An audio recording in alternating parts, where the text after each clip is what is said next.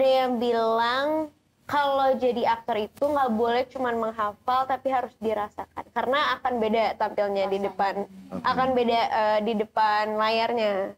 Orang ngelihatnya juga itu believable nggak tuh? Kalau lo cuma ngafal pasti lo cuma nungguin dari dialog lawan main lo.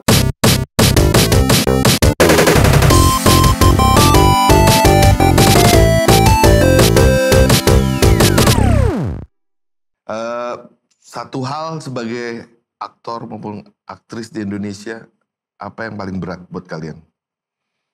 Kerjaannya berat lah, di luar itu. Selain kayak promo. Oh iya, selain aktivitas acting, tapi apa yang paling berat jadi aktor dan aktris di Indonesia? Kalau di gua sih jauh dari keluarga ya, karena kan kita syutingnya mostly di luar kota, di luar rumah kita gitu, di luar daerah kita gitu. Gak masa syuting di lokasi di rumah lu? Pengen sih, pengen gitu sih, cuman gak memumpui gitu. Kelihatan bener dia harus dijatuhin sama dia.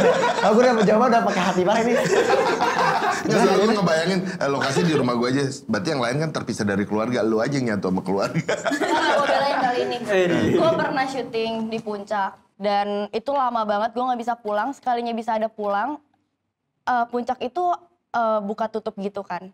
Sedangkan gue di Puncak tuh udah kayak stres banget, butuh ketemu keluarga, butuh ketemu hewan peliharaan gue. Jadi gue cuma bisa nangis tanpa bisa ketemu sama orang-orang terdekat gue. Jadi di lokasi tuh ya lo ya cuma bisa selesai syuting, cuma bisa nangis doang di kamar. Mau cerita juga pasti gue ngerasa nggak ada yang ngerti gitu loh. Iya. Nggak, teman-teman lokasi lo nggak ngerti gitu masalah. Dan ya Nggak deket. Enggak, ya nggak sedekat. Lu tuh sebenarnya ngapain sih nyanyiin? Dia nggak terima. Ini aja udah gak ada empatinya dia ya. Iya nih. Dia dengerin kamu gak ada empati. Lu berubah lu ya, lu berubah lu ya. Aku mau jawab. Kalau buat aku yang berat itu tanggung jawabnya sih. Karena kan kita dikasih kepercayaan dari produser dan direktur yang udah milik kita untuk membawakan karakter itu tanggung jawab kita untuk bisa membuktikan kalau kita itu pantas, kita itu mampu, kita itu benar-benar cinta sama project ini dan bisa ngasih bisa mainin dengan bagus untuk ditonton nanti gitu loh. Jadi tanggung jawabnya berat, apalagi kayak ini dari kita apa sih judulnya?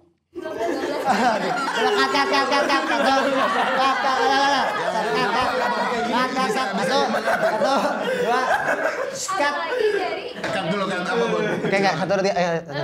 Gue berharap lucu. Enggak ini nih, satu dua tiga. Dari 12 cerita Glenn Anggara dan Mariposa kan itu ini adaptasi dari Wattpad kan. Ini juga kita kan berarti orang udah pas baca udah punya ekspektasi sendiri. Betul. Kita punya tanggung jawab yang besar untuk memenuhi atau mungkin lebih bagus dari ekspektasi orang gitu. Jadi kita nggak boleh ngecewain mereka gimana caranya gitu. Jadi buat aku tanggung jawabnya besar sih. Artinya tanggung jawab profesimu ya. Iya. Bahkan juga dalam kehidupan personalmu tanggung jawab itu masih ada kan? Atau enggak? Iya kan, iya kan? Iya dong. Karena kan di saat kita memilih untuk menjadi aktor, kita pasti kan akan tampil gitu di depan banyak orang. Dan bonusnya adalah kita mendapat fame, popularitas yang akhirnya membuat kita banyak followers. Nah, semakin besar digital asset yang kita punya, sebenarnya semakin besar juga tanggung jawabnya gitu. Mungkin yang menurut kita kayak sebenarnya tanggung jawab gue nggak harus gue mencontohkan yang baik-baik ke publik. Gue kan aktor, tugas gue acting.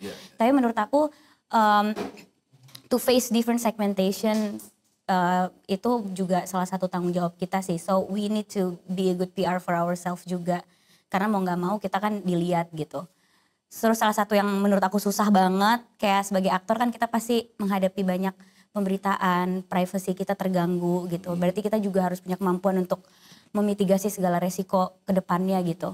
Dari job yang kita ambil, performance kita, dan apa yang kita akan katakan di social media, digital, kayak gitu sih. Jadi itu menurut aku sangat susah sekali. Tau gak sih, semua pada terkesima ngeliatnya. Wow, kapan gue bisa ngomong kayak gitu ya? Aku setuju dengan Prilly. Setuju 100%. Junior? Junior? Lo kayak pengen sengaja biar kelihatan jomblangnya ya? Sumpah. Kalau aku itu semua udah bener ya, itu semua aku semua udah ngerasain. bener. Soalnya aku nambahin mungkin waktu juga kali ya, waktu untuk diri sendiri. Oh oke. Artinya lo harus kehilangan waktu untuk diri lo sendiri. Kalau yang sekarang lagi aku alamin, karena aku lagi stepping itu juga bener-bener gak ada waktunya sih, bener kayak kehidupan kita ya di lokasi. Bener-bener segitu ya banget sih. Pulang ya tinggal tidur, bangun langsung berangkat. Tapi satu sisi kan kalian punya keuntungan bisa membuat, ya memberikan pengaruh yang positif ya pada banyak orang ya. Iya gak sih? Positif itu sih beda-beda tergantung yang nangkep. Kadang apa yang kita anggap positif ditangkap sama orang nggak positif gitu. Oke. Makanya paling penting kan kita untuk tahu siapa yang kita hadapi gitu. Aku orangnya lumayan agak teknikal ya. Aku orangnya agak teknikal dan agak terstruktur gitu. Makanya agak ribet prosesnya gitu kalau aku ingin berbicara atau aku ingin memposting sesuatu gitu. Karena aku benar-benar harus tahu dulu who is my target audience. Karena bisa jadi menurut aku positif nih, tapi karena yang lihat nggak sesuai sama target audience aku, mereka ngelihatnya beda gitu. Jadi benar-benar kayak you need to know your positioning gitu di dunia entertainment ini, maunya dilihat sebagai apa. Habis itu baru dilihat kayak who is your target audience gitu, dari segi demografik, geografik dan semuanya gitu. Supaya kita tahu kayak message yang kita ambil, yang kita anggap positif, ditangkap positif juga gak sama target audience-nya kayak gitu. Dicatat gak? Betul, tapi itu bukan cuma buat aktor doang kan, bukan buat cuma aktor sebagai doang. pekerjaan kita doang, tapi siapapun yang bekerja di industri yang sama, di entertainment. Kayak pasti- produser, sutradara. Iya, itu tanggung jawab Itu semua juga orang. penting banget karena kan kita Pilihan dilihat. kan soalnya itu kan. Karena kita dilihat sama publik kan, kayak mungkin ada yang look up tuh satu sutradara siapa karena filmnya keren-keren tapi cara bertutur kata atau sosial medianya tidak mencontohkan yang baik, tapi menurut dia itu positif-positif aja karena dia menjadi dirinya sendiri. Jadi kayak itu beda-beda sih, sesuatu hal yang masih harus terus dipelajari. Tapi kalian pernah punya pengalaman diinterpretasikan salah sebagai seorang artis gitu? Sering gak sih? Iya. Sering banget. Such as misalnya publik kan punya standarnya sendiri nih untuk melihat orang baik itu seperti apa. Ya mungkin standar orang baik kita tidak seperti standarnya publik. Jadi kita dianggap beda atau dianggap tidak lebih baik dari yang lain gitu. Pasti sebagai public figure sering banget juga di-compare perilakunya atau gimana. Ya padahal nggak harusnya seperti itu kan. Makanya kayak it's also our job to make public realize kalau sebenarnya kita juga manusia yang punya imperfection. Jadi kayak we don't need to achieve those standard yang sebenarnya orang lain yang bikin gitu. Betul. Angga nggak jawab katanya. Ini serius nih, serius. Zara mau nambahin? Udah bagus Aku loh, ini udah setuju bagus sama ini. Prilly. Maksudnya memang kita nggak bisa sesuai dengan dengan standar mereka semua karena orang juga kan punya pilihannya masing-masing. Kita juga manusia biasa. Jadi ya gitulah. Iya. Aku udah setuju sepenuhnya sama dia. Tapi sesimpel sebenarnya ekspektasi mereka terhadap apa yang terjadi di film. Jadi misalnya love relationship yang terjadi antara Iqbal dan Aca misalnya. Mereka berharap itu kejadian di nyata kan. Kemudian Abun dan Rian dan Amanda gitu. Maksudku apakah sesederhana misinterpretasi itu gitu bahwa berharap kalian di kehidupan nyata jadian dong gitu. Apakah kalian harus melayani itu juga? Kita kan nggak bisa ngontrol orang-orang buat apa sih, kayak nggak jodoh-jodohin juga kan, kayak misalkan ini bagus nih di perannya. Itu artinya kita berhasil kan. Ya berarti intinya kita berhasil. I wish. Ya sampai orang berharap di dunia nyata kita juga kayak gitu, tapi ya nyatanya kan enggak. Sampai kadang tuh Iya. enggak. Sampai kadang tuh orang-orang tuh sampai suka neror gitu loh, kayak misalnya aku ada foto sama cowok, nanti kayak sampai cowok itu sampai diteror, lo ngapain sih deket-deketin Dania kan sama Abun. Kayak gitu.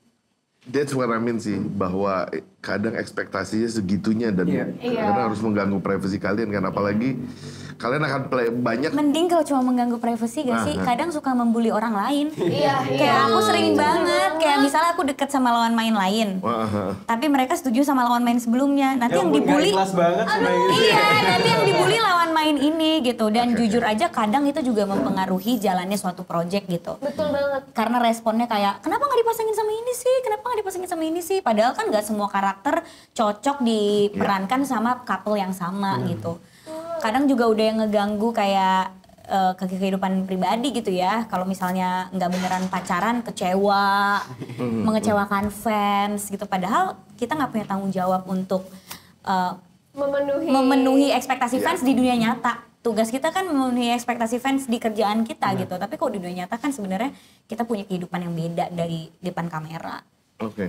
Ya, karena menurut aku sebenarnya film tuh kan media hiburan ya dan fiksi. Ya, gitu. Jadi kayak sebenarnya porsinya kenapa itu tidak gitu ya. membatasi itu cuma di part ya udah ini media hiburan dan fiksi gitu. Jadi kalau untuk kayak sampai ke kehidupan pribadi itu kayak terlalu jauh sih. Terlalu jauh.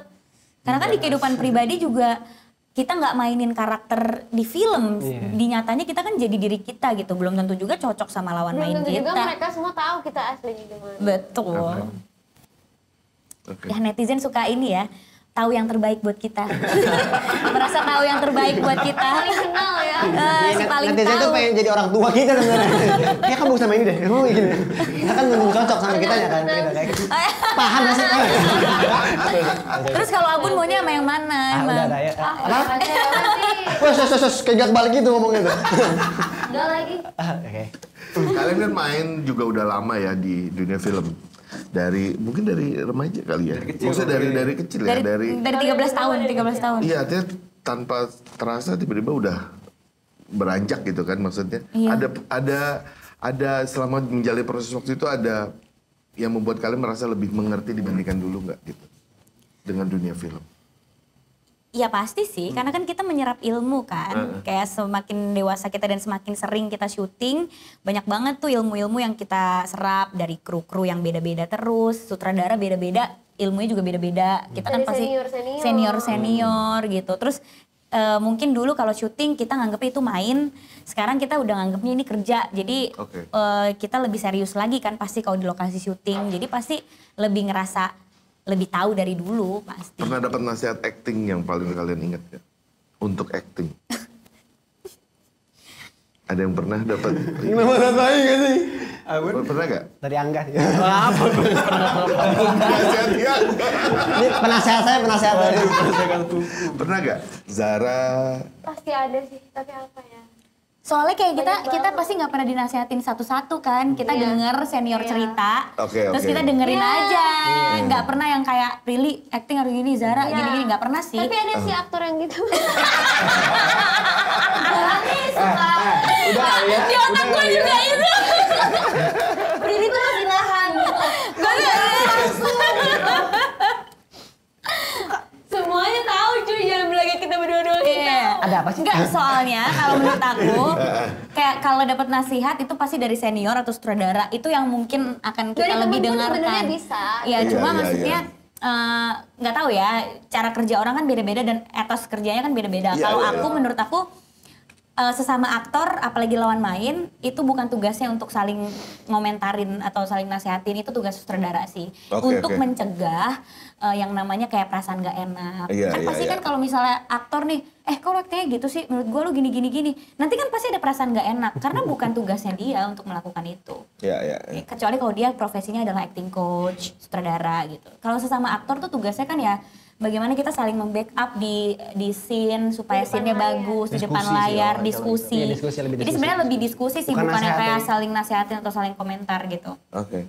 Kalau sebagai orang yang terjun di dunia entertainment, pernah dapat nasihat atau dapat tips yang oke nggak yang buat kalian tuh kayak, karena kan ya kembali hidup sebagai entertainer kan nggak gampang dan ada banyak gosip, isu dan lain-lain, banyak masalah pribadi. Ada yang pernah bilang sesuatu yang buat kalian jadi oke gitu. Zara pernah dapat? Ada sih sepele tapi bukan sepele. Oh. Ada sih, tapi ini memang bukan nasihat yang panjang ya. Iya. Ini memang dari sharing sih. Jadi ada yang bilang kalau jadi aktor itu nggak boleh cuman menghafal tapi harus dirasakan karena akan beda tampilnya di depan, akan beda di depan layarnya. Orang ngelihatnya juga itu believable nggak tuh? Kalau lo cuman ngafal pasti lo cuma nungguin dari dialog lawan main lo. Tapi kalau lo rasain the whole scene, pasti itu akan tercipta dengan sendirinya gitu. Intinya itulah, aku lupa kata-kata tepatnya apa. Tapi itu dari senior sih. Yeah, that's a good advice ya. Itu yang aku ingat terus sampai sekarang. Karena dulu waktu awal-awal belum ngerti banget acting kan aku mikirnya ya udah aku harus hafal skrip. Betul, betul. sampai Kayak tanggung akhirnya jawab kita nih nemu. harus hafal di skripnya gitu. Karena kan suka panik kan kadang, aduh satu scene ini banyak banget nih dialognya, aduh gimana nih. Tapi ternyata nggak perlu panik, cukup lo masuk ke dalam karakternya, rasain dulu apa yang dirasain si karakternya, nanti Bener-bener, pasti karena apa sebagai sendiri. penulis gitu. skenario juga, aku ngerasa kayak, I don't mind gitu kan skripnya berubah dialognya, tapi ketika diucapkan dengan hidup dan itu udah, I don't mind gitu, kayak lebih enak. Yang lain punya? Kalau aku dulu sih ini kayaknya pas aku mulai awal di film gitu. Jadi ada satu tips yang menurut aku lumayan efektif buat aku gitu. Dan itu agak teknikal sih. Jadi kayak misalnya lagi ngebedah skrip gitu. Jadi kayak aku bikin kayak diagram kira-kira emosinya kayak gimana gitu dari awal sampai akhir gitu. Karena iya, karena kayaknya buat aku lebih gampang karena kalau proses syuting kan loncat-loncat kan Iya, scene-nya betul, gitu. Jadi betul. kayak range emosinya juga beda-beda banget gitu. Jadi kayak setidaknya selama proses syuting dari day 1 sampai akhir tuh range emosinya itu tetap stabil gitu.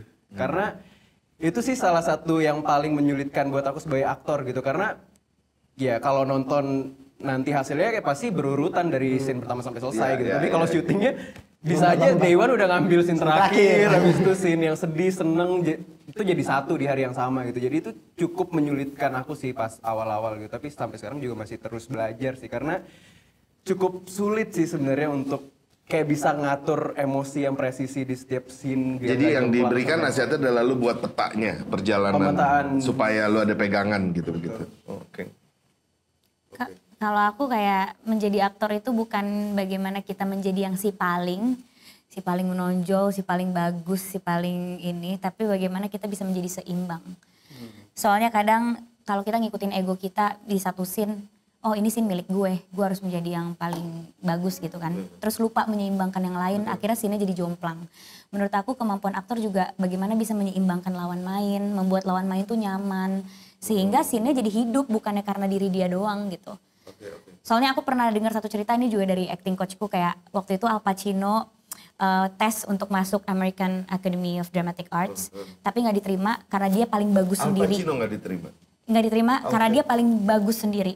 Oh. Jadi dia lupa untuk menyeimbangkan lawan mainnya. Sedangkan kalau misalnya acting tuh harusnya semuanya seimbang, harusnya kita nyaman ngelihat semua pemainnya, bukannya cuma ngelihat satu orang doang gitu.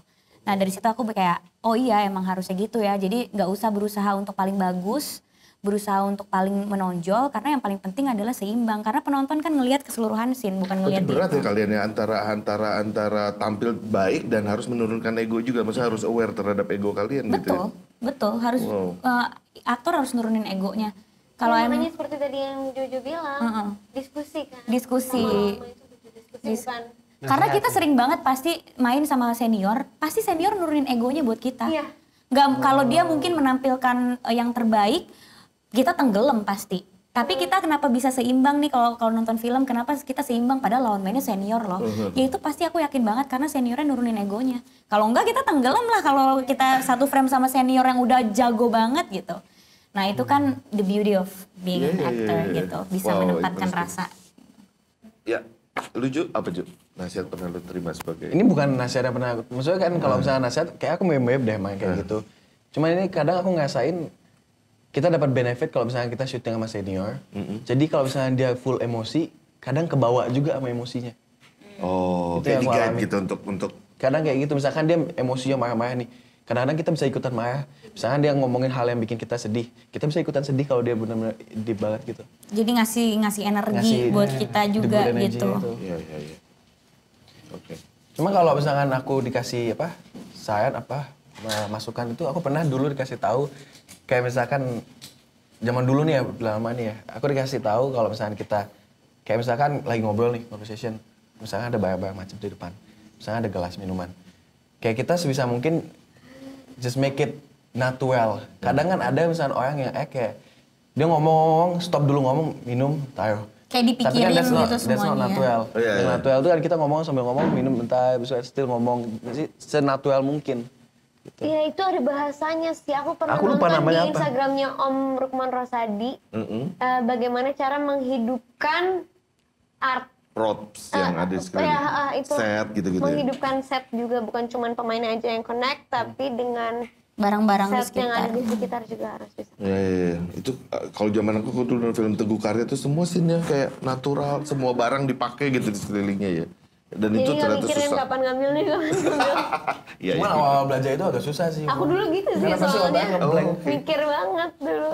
Kapan ya gitu. Iya, lagi misalnya Kadang-kadang kalau mikir banget. pergerakannya banyak, terus kameranya satu, Iya. shotnya banyak, jadi kayak continuity. Continuity, iya, Kadang-kadang harus kita kayak, ngapain ya? Aduh abis ini ngambil apa ya, abis ini ngapain ya, gitu tuh. Jadi pas master nggak mikir kan, tapi pas continuity-nya kayak, tadi gua apa ya? Pas mau cover ini continuity ya. Oh, sebanyak ini ya? Waduh, lupa saya. Habis itu nyesel gue. Nyesel gue gerak-gerak banyak gitu. Karena begitu dilakukan 2 kali belum tentu senyaman itu ya. Iya. Nggak, karena pas abis itu tugasnya jadi banyak. Iya, harus udah mikirin itu, udah mikirin. Giniin rambut kan, tiba-tiba pas udah harus close up dia, tangan kita harus masuk, kayak gitu loh. Jadi repot, parent dulu aja kayak. Repot. Sekarang apa yang kalian lakukan yang kalian suka, yang mau kalian sharing? Baca buku kayak apa, kayak buku apa gitu, atau dengerin musik apa yang kalian apa? Gue udah javu dah. Gue udah javu. Kayak pernah nih. Kayak pernah nih. Kalau aku lagi suka bikin kalung. Persis.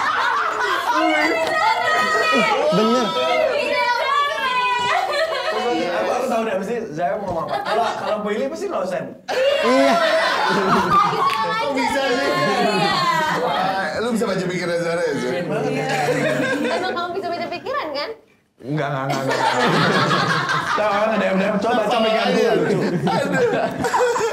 Ya, Senang aja. Oh, ngajar itu kesukaanmu? Ya karena emang udah cita-cita dari dulu pengen jadi guru, terus akhirnya bisa ikut. Udah ini masih online atau udah tampil di depan kelas, Pri? Kelas pertamanya online, tapi selanjutnya mau offline. Dosen praktisi. Ngasih tugasnya juga gila dia. Gampang loh. Gampang buat dia loh.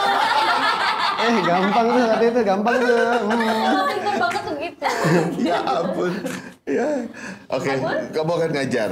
Iya. Mulai di mana dan apa sih jurusannya, boleh tau nggak, Pri? Boleh, aku konsentrasinya di PR marketing. PR marketing Iya, di tapi ngajarnya di? universitasnya masih pilih-pilih. Oh, oke. Di UGM ya? Masih belum, masih nggak tahu, belum. Yang lain apa lagi suka Aku apa? dari mau jawab. Gue diem doang padahal. Aku ibu sih. Lagi belajar ngedit sih. Oh, ngedit. Satu ration. Lihat gue editin video lu semua hati-hati. Oh, dia ngeditin video ya? Aduh. Ngeditin video gue. Oh, gila, langsung dapet job. Gue bagi dua itu aja. Gue udah mentok banget nih, cuma pakai InShot doang. Udah mentok banget nih. Lagi Dia bawa kita ngomongin gue di gue. Wih, Oh, pantesan. Gue dia apa sih ngomongnya? Oke, Dania apa? Lagi suka apa? Gue tuh lagi suka ngapain ya? kita lah yang suka di SG. Iya ngapain deh? Enggak, aku tuh Jalan-jalan. lagi suka apa ya? Aku tuh baru punya anak kucing banyak banget. Jadi aku tuh lagi suka ngerawat dia banget gitu loh. Kayak aku kalau misalnya ngerawat kucing tuh harus ada vaksinnya. Aku harus ada beli susunya, harus ada beli salon. Kayak punya Salonnya anak ya, sejuta, cuy. Kalah gue. Satu kucing. Satu kucing dan aku harus tahu nanti ada penyakit-penyakitnya apa, itu harus dihindari. Kayak kucing yang di rumah tuh nggak boleh dibawa keluar, bisa mati dalam 2 hari. Ada penyakitnya, virusnya, kayak gitu-gitu. Terus makanannya, pasirnya. Iya, lu juga ada kan? Kan kita sama satu kosan kucing. Abis bisa banget ini ya. Itulah masuk terus. Angga, selain syuting pastinya sekarang Apa ya? apa? Kamu ada kesukaan apa nggak? Video apa? Video call-nya lagi bener. Kata saya sekarang belum mati nih video kalau ini. Masih bener lagi Itu suka mah video call. kesukaan Angga 2 tahun lalu video call, udah dari 2 tahun lalu dia video call loh. Konsisten loh. Emang nggak tahu lu mah. Ju apa Ju? Lo apa? Gitu doang. Ini video apa? Kita terima. Jangan bintang lu mah. Kita terima. Yang lain dong, yang lain. Apa gak ada? Drifting. Pengen sih. Ayo. Iya. Ada orang yang bercanda terus ya. Mungkin ada yang mau disampaikan ke teman-teman yang nonton buat nonton 12 cerita Glenn Anggara. Silakan. Buat teman-teman semuanya, keseruan yang kalian lihat barusan akan kalian lihat lagi di film 12 Cerita Glenn Anggara. Kalian bisa ngelihat persahabatan yang sangat lucu dan berwarna, bisa ngelihat juga kisahnya Shena dan Glenn, banyak banget pelajaran yang bisa kalian ambil dari film 12 Cerita Glenn Anggara. Jadi jangan lupa saksikan film 12 Cerita Glenn Anggara 18 Agustus di Bioskop.